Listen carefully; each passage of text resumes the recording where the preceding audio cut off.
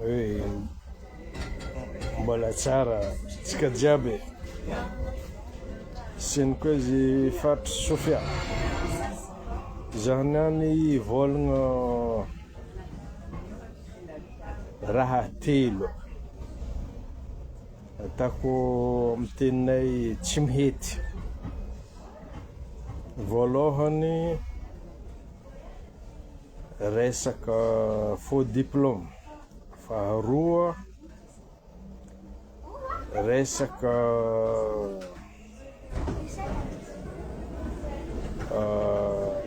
vôdy. Fahatelo resaka népotisme. Anombohako azy zany malahelo zaho tegna marigny amin'ny Madagasikara. Voalohany indrindra amin'ny faux diplôme. Zaho misaotra mon colonel Patrick par intermédiaire nandefa tamiko hoe iza avy ireo faux diplôme. Ny azoko ambara fotsiny 45% ny faux diplôme ministère amin'ny présidence. Ny faharoa fagnaraka an'izay indray sabody ministère misy tsy dia mety. Zaho moa miezaka tsy tabataba.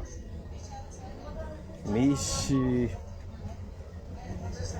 ao amin'ny ministère tsy ministre ny olana fa ireo DG mampiditra le olona. Raha ohatra ministre vehivavy, copain na vadin'ilay ministre vehivavy mampiditra le olona ao amin'ny staff. Raha ohatra ministre lehilahy dia copine ao amin'ny staff. Anjarantsika mandinika. Zaho moa tsy be resaka satria zaho ny tabataba. Azadiny kosa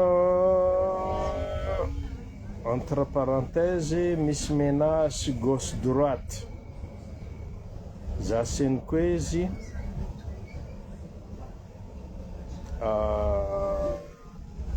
je suis un ex-militaire.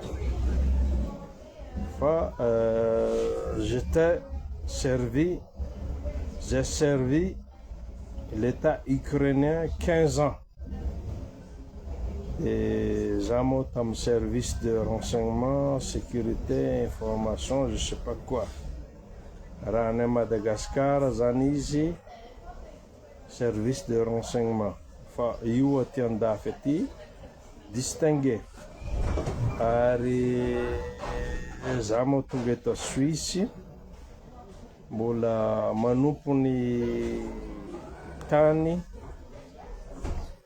zay nanaovako mivady aman-janako, exil raha tiantsika entre parenthèses tany any Ukraine. Ary niaina tao amin'ny information, sécurité, service secret. Niainako zany 15 ans. Ary zay no nahafahako nanampy tany amin'ny faritra Sofia. Ary sampatsikilo tsy mihety talohany nananganana anio sampatsikilo malagasy, sampatsikilo Madagasikara. Tany amin'ny faritra Sofia za nanao vakansy. Paix son âme tamin'ny andron'ny député Jozan, tsy mahafantatra. Député Jozan, paix son âme, efa manana élément tena any amin'ny fotony ary nanana io député io afaka namonomby tamin'izany andro zany 50-telopolo samotraka zay malaza ny faritra Sofia ary izany tenako mihitsy no anisany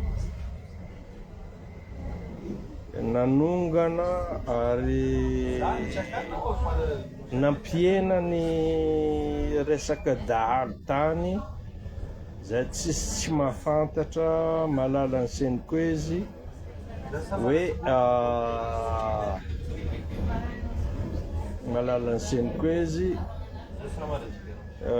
resaka Gerson satria io Gerson io zany dahalo efa 35 ans tao de ravanay tamizay fa mbola misy mo io zanany io moko tsy maintsy raha vao zavatra mifototra arongana ny lohany tsy maintsy misy ny vodiny zay zany no niangany le Sampatsikilo avy any amin'ny faritra Sofia anoizako ny teniko amin'ny resaka hoe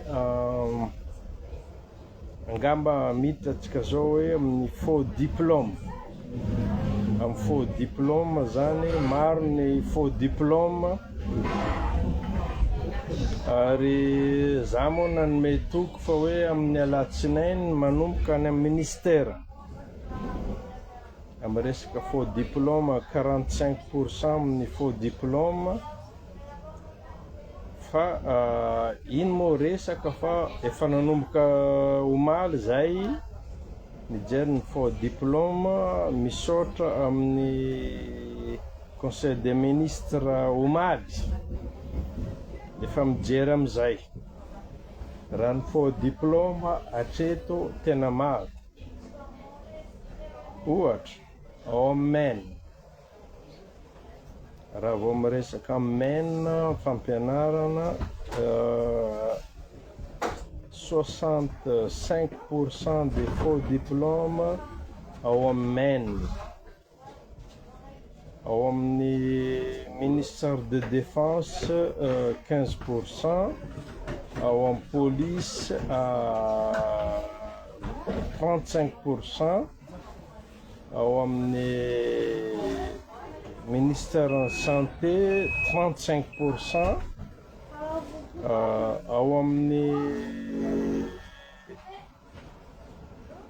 marine sy ny sisa amin'ny resaka any amin'ny halieutique APMF 45%, zany hoe zany raha jerena pourcentage de en général zany 80% ny fonctionnaire au Madagascar zany de 35% de fonctionnaires rehetra ministère ce sont des faux diplômes.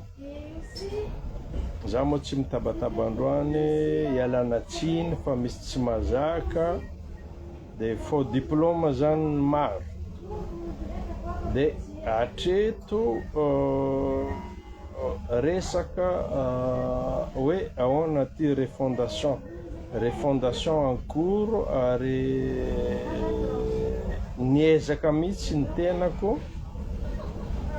sy ny conseiller ny Sampatsikilo mba ho calme anampina ny président de refondation fa ny zava-misy zay moa namoaka ao amin'ny Facebook misy ny déstabilisation ty moa tsy ankasitrany fanjakana malagasy amin'ny resaka foko fa hatreto tsy mankasitraka ry zareo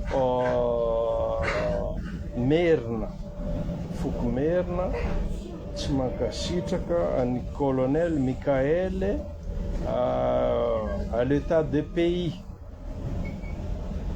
zany hoe zany misy ireo conseiller anatin'ireo conseiller ce sont des côtiers ary misy zanaky ny Tananarivo fa iazana hazavaina hoe malagasy daholo ry zareo fa le toe-tsaina tsy manaiky hoe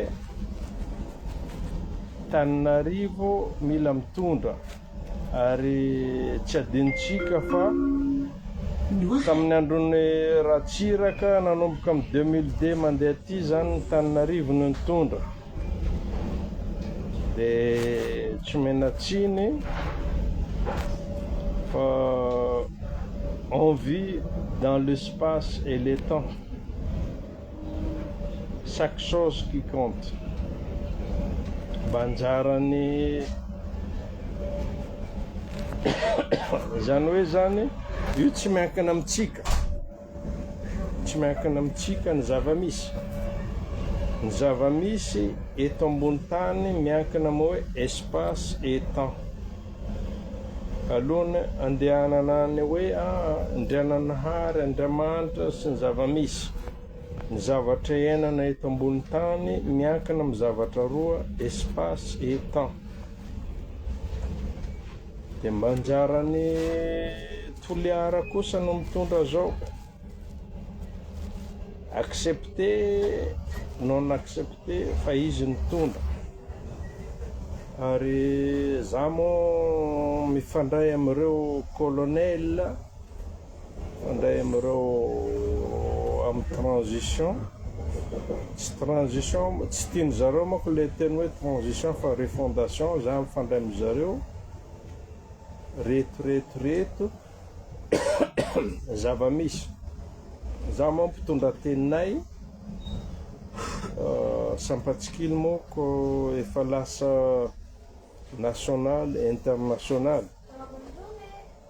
Ary zay mbola misy agent Sampatsikilo fa tsy cofondateur, agent Sampatsikilo any Madagasikara.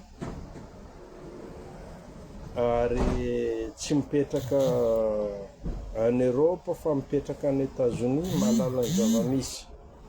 Fa ny zavatra mampalahelo fotsiny hoe ty le refondation tokony ampina reto ny zava-misy. Fa hatreto le faux diplôme aloha tokony ministère rehetra jerena ny faux diplôme, CV, staff.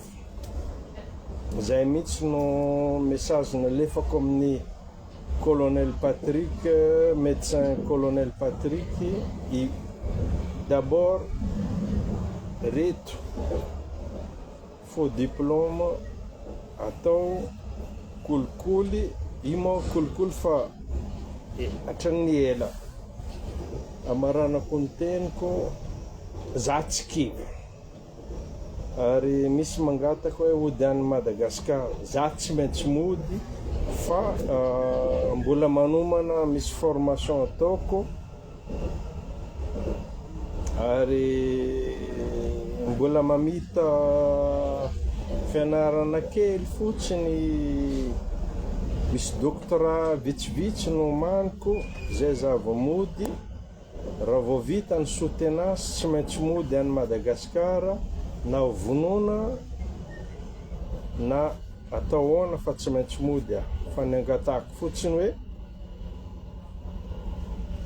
io refondation reo zany le dinosaure politique tokony mieritreritra hoe ianareo dinosaure politique matoa anareo tsy tafa, tsy nandray fitondrana io fa mba omeo honneur fotsiny ireo Gen Z ary je vous remercie les jeunes, Gen Z, étudiants ou jeunes particuliers, peu importe. Tokony ajaina. Amaranako